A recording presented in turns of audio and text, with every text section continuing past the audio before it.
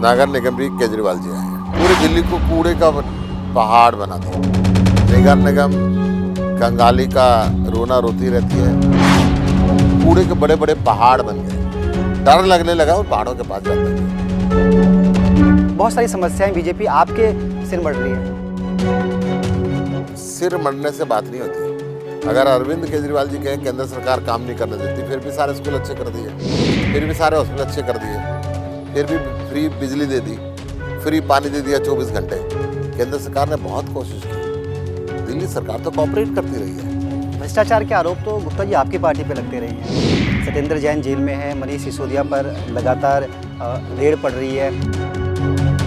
ED ने सत्येंद्र जैन जी को बंद करके रखा हुआ है और कोर्ट में ईडी एफिडेविट देती है कि इनको वकील नहीं मिल सकता साहब, क्योंकि अपराधी नहीं है, इनके खिलाफ एफआईआर नहीं है। वकील तो दोषी को मिलता है। ऑन एफिडेविट ईडी कहती है, फिर बंद क्यों करके रखा हुआ है? मनीष सिसोदिया जी के आपने रेड करी, 36 जगह रेड करी, कहीं 1 रुपया नहीं मिला। आप लोग जहाँ भी जाते हैं, पंजाब, गोवा, हिमाचल, उत्तर प्रदेश, कुछ ना कुछ फ्री जरूर देते हैं। क्या एमसीडी चुनावों के लिए भी कोई प्लान है आपके पास? एमसीडी के स्कूल हम बढ़िया बना देंगे, वो फ्री है। हम हॉस्पिटल बढ़िया बना देंगे, वो फ्री है। तो सर ये मॉडल आपका पंजाब के बाहर कहीं और कामयाब क्यों नहीं हुआ? गोवा का रिजल्ट हम जानते हैं, उत्तर प्रदेश में क्या हुआ, जमानतें जब्त हुई आपके, आदमपुर अभी बाई इलेक्शन हुआ, यहाँ पर भी हालात देखने को मिले। 2 राज्यों में हमारी सरकार है। गोवा के अंदर हम अच्छा रिजल्ट दे पाए हैं, गुजरात के अंदर हमारी सरकार बनने जा रही है और पूरे दमखम के साथ एमसीडी के अंदर जीती है। आपके जो मंत्री रहे हैं राजेंद्र पाल गौतम, उनके बयान ऐसे आते हैं कि आपको उन्हें सस्पेंड करना पड़ता है। इस्तीफा क्यों लिया राजेंद्र पाल गौतम? राजेंद्र पाल जी बताएंगे। मैं ये कह सकता हूँ कि हम धर्म और जाति की राजनीति नहीं करते। आपके यहाँ टिकट का आधार क्या होगा? जनता के बीच में रहने वाला व्यक्ति हो, अपराधी ना हो, चरित्रहीन ना हो, भ्रष्ट ना हो, करप्ट ना हो। कांग्रेस को लेकर क्या कहना चाहेंगे? दिल्ली के अंदर कांग्रेस की जो पोजीशन है, कांग्रेस इस देश में खत्म हो चुकी है। गुजरात और हिमाचल के साथ 4 दिसंबर को दिल्ली के अंदर नगर निगम का चुनाव भी है और ऐसे में दिल्ली में चुनावी तपिश तेज हो गई है। कांग्रेस और बीजेपी के साथ साथ आम आदमी पार्टी भी इन चुनावों में जीत के लिए पूरा जोर लगा रही है। दिल्ली के मुख्यमंत्री अरविंद केजरीवाल दिल्ली विधानसभा की तरह दिल्ली नगर निगम में भी अपना रुतबा कायम करना चाहते हैं। इस निगम चुनाव में आम आदमी पार्टी किन मुद्दों को लेकर लोगों के बीच में जाएगी, कैसे लोगों को विश्वास दिला पाएगी कि अगर निगम में वो जीत कर आई तो निगम को कंगाली से बाहर निकालेगी और जो निगम के अटके हुए काम है इनको भी पूरा कर पाएगी। इसी मुद्दे पर बातचीत करेंगे। आज हमारे साथ आम आदमी पार्टी के राज्यसभा सांसद सुशील गुप्ता जी हैं। सुशील जी, स्वागत है आपका नवोदय टाइम्स पंजाब के इसी ग्रुप में। जी, पहला सवाल तो यही है कि तैयारी आप लोग काफ़ी पहले से कर रहे थे, फिर चुनाव डिले हुए, क्या मौका मिला आपको और ज़्यादा लोगों के बीच में जाने का और ज़्यादा मजबूती से काम करने का? दिल्ली की जनता अब चाहती है कि नगर निगम भी केजरीवाल जी आए हैं। पूरी दिल्ली को कूड़े का पहाड़ बना दिया है। नगर निगम कंगाली का रोना रोती रहती है। भ्रष्टाचार इतना है कि एक मकान में 1 ईंट लगाएं तो बिना पैसे दिए हुए यहाँ पे कुछ निगम के अधिकारी और कॉरपोरेटर मिलके करने नहीं देते हैं। पूरी दिल्ली के अंदर सफाई व्यवस्था इन्होंने बहुत ख़राब कर दी है। तो अब चाहते हैं कि नगर निगम के स्कूलों की हालत बद से बदतर होती जा रही है। दिल्ली की जनता चाहती है कि जैसे दिल्ली सरकार ने दिल्ली के सरकारी स्कूल अच्छे बनाए, सरकारी हॉस्पिटल अच्छे बनाए, सड़कें अच्छी बनाई, हरियाली का इंतज़ाम किया, तो निगम के क्षेत्र के अंदर भी ये सारे इंतजाम हो। बीजेपी आप पर आरोप लगाती रही है कि वो लोग जब निगम की सत्ता में थे तो आप लोग उन्हें पैसा नहीं दे पा रहे थे, फंड रिलीज़ नहीं किया, जिस वजह से काम अटके। आप जिन स्कूलों की बात करते हैं वो स्कूल इसलिए अच्छे नहीं हो पाए क्योंकि आपने उनको पैसा रिलीज़ नहीं किया। कई कर्मचारी थे, इनकी तनख्वाह नहीं मिल पाई। बहुत सारी समस्याएं बीजेपी आपके सिर मढ़ रही है। देखिए, सिर मढ़ने से बात नहीं होती। अगर अरविंद केजरीवाल जी कहें केंद्र सरकार काम नहीं करने देती, फिर भी सारे स्कूल अच्छे कर दिए, फिर भी सारे हॉस्पिटल अच्छे कर दिए, फिर भी फ्री बिजली दे दी, फ्री पानी दे दिया 24 घंटे। केंद्र सरकार ने बहुत कोशिश की। दिल्ली सरकार तो कॉपरेट करती रही है। दिल्ली सरकार ने पहले जितना निगम को पैसा मिलता रहा उससे डबल से ज़्यादा पैसा दिया। कितना भ्रष्टाचार है। सफाई क्यों नहीं होती? सफाई कर्मचारियों की तनख्वाह तो गई ना, परंतु सफाई दिल्ली की नहीं हुई। कूड़े के बड़े बड़े पहाड़ बन गए। डर लगने लगा उन पहाड़ों के पास जाते हुए। कब दिल्ली एक अंबार के ऊपर बैठा दिया है, बदबू, अड़ोस पड़ोस में रहने वाले से पूछे क्या हाल है उनका। ये सारी बातों का समाधान निकालना नगर निगम का काम है।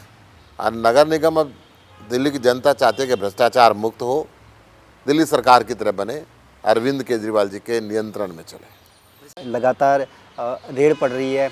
अरविंद जी भी कहते हैं कि कभी भी गिरफ्तार हो सकते हैं मनीष सिसोदिया जी, और तमाम खबरें आती रहती है। आप कैसे बीजेपी पर आरोप लगा रहे ये मुद्दे संसद के अंदर भी घुसते रहे हैं कि ये संवैधानिक निकायों का गलत इस्तेमाल कर रहे हैं। ईडी ने सत्येंद्र जैन जी को बंद करके रखा हुआ है और कोर्ट में ईडी एफिडेविट देती है कि इनको वकील नहीं मिल सकता साहब, क्योंकि अपराधी नहीं है, इनके खिलाफ एफआईआर नहीं है, वकील तो दोषी को मिलता है। ऑन एफिडेविट ईडी कहती है, फिर बंद क्यों करके रखा हुआ है? मनीष सिसोदिया जी के आपने रेड करी, 36 जगह रेड करी, कहीं 1 रुपया नहीं मिला, कहीं कोई गलती नहीं मिली। ये तो आप लोग क्या कह रहे हैं। ये गुजरात के CBI चुनाव कहीं नहीं में कहा कि कुछ नहीं मिला। कहीं नहीं मिला। जी, चलिए एमसीडी पे आते हैं।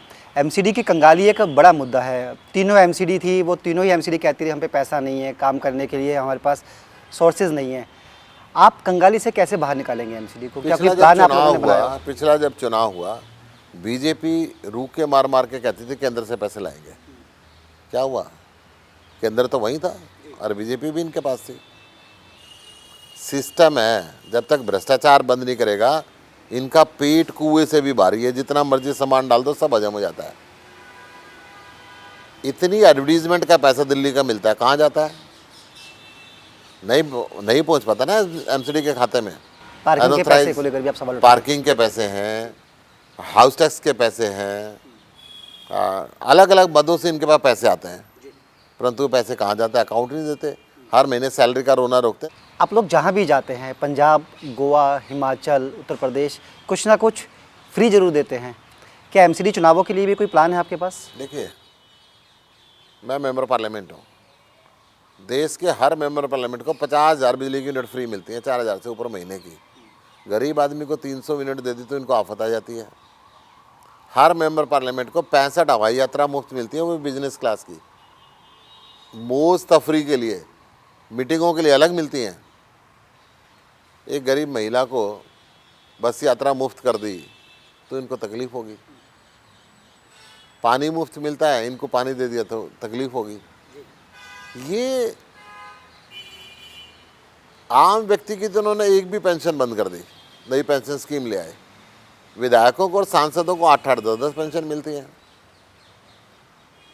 ये राइट कब तक ऐसा होता रहेगा? आम आदमी पार्टी जिसने पहली बार पंजाब में कानून बनाया कि एक भी विधायक या सांसद हमारा 1 से ऊपर पेंशन नहीं लेगा। हरियाणा में भी हमारे साथी जो आम आदमी पार्टी के नेता हैं, उन्होंने 3 पेंशन छोड़ दी अरविंद केजरीवाल जी की घोषणा के बाद। पूरे देश में आम आदमी पार्टी का एक भी विधायक 1 से ऊपर पेंशन नहीं लेगा। जी, ये क्यों नहीं छोड़ देते? सर सवाल ये था क्या एमसीडी में भी आप लोग कुछ फ्री देने वाले हैं? कुछ सोचा आप लोगों ने लोगों से? एमसीडी के स्कूल हम बढ़िया बना देंगे, वो फ्री है। हम हॉस्पिटल बढ़िया बना देंगे, वो फ्री है। हाउस टैक्स रैशनलाइज करेंगे। तो ये सारी चीज़ें देख के चलनी पड़ेगी कि एमसीडी भी चलती रहे, सफाई भी होती रहे, करप्शन भी खत्म हो जाए। करप्शन भी खत्म हो जाए, और जो करप्शन खत्म करके पैसा है वो जनता के काम पे लगे। एक सवाल बीजेपी को लेकर है। बीजेपी का मानना ये है कि पिछले दिनों जिस तरह के घोटाले सामने आए, उनको वो घोटाले बोलते हैं उसको, चाहे वो ट्रांसपोर्ट की बात हो, शराब की बात हो, या फिर और दूसरे मुद्दे, वो ये कहते हैं कि अरविंद केजरीवाल की छवि इससे धूमिल हुई है। ऐसे में थोड़ा गैप बना आपका और दिल्ली के लोगों का। और दूसरा ये है कि आप लोग दिल्ली को छोड़कर पंजाब जा रहे हैं, गोवा जा रहे हैं, उत्तर प्रदेश जाते हैं, हिमाचल जा रहे हैं और अब गुजरात भी जा रहे हैं। तो क्या पूरे देश में जब आप छोड़ के नहीं जा रहे, दिल्ली को सुंदर बनाया है, दिल्ली में अच्छे स्कूल बनाए हैं, अच्छे हॉस्पिटल बनाए हैं, 24 घंटे बिजली दी है। लोग रात को कारों में घूमते थे, सड़क पे घूमते थे, बिजली जाती थी। दिल्ली के लोग इन्वर्टर और जनरेटर को भूल चुके हैं। पानी के लिए लाइन लगती थी, टैंकर खड़े होते थे, लड़ाई होती थी, और रोज़ टीवी में देखने को मिलता था सिर फूट गया, पैर टूट गया, पानी नहीं मिल रहा। अब पानी टूटी खोलते ही आता है, जैसे बिजली बटन दबाते आती है। दिल्ली सरकार ने लोगों का जीवन सुगम किया है। जो मिनिमम वेजेस यहाँ पे 8,500 रुपये होता था, अब 19,500 रुपये किया है। हमने टेम्परेरी कर्मचारियों को पक्का किया है।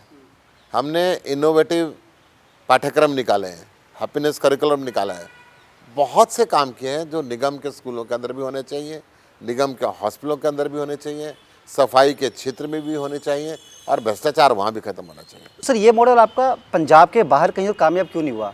गोवा का रिजल्ट हम जानते हैं, उत्तर प्रदेश में क्या हुआ, जमानतें जब्त हुई, आपके आदमपुर अभी बाई इलेक्शन हुआ, यहाँ पर भी हालात देखने को मिले।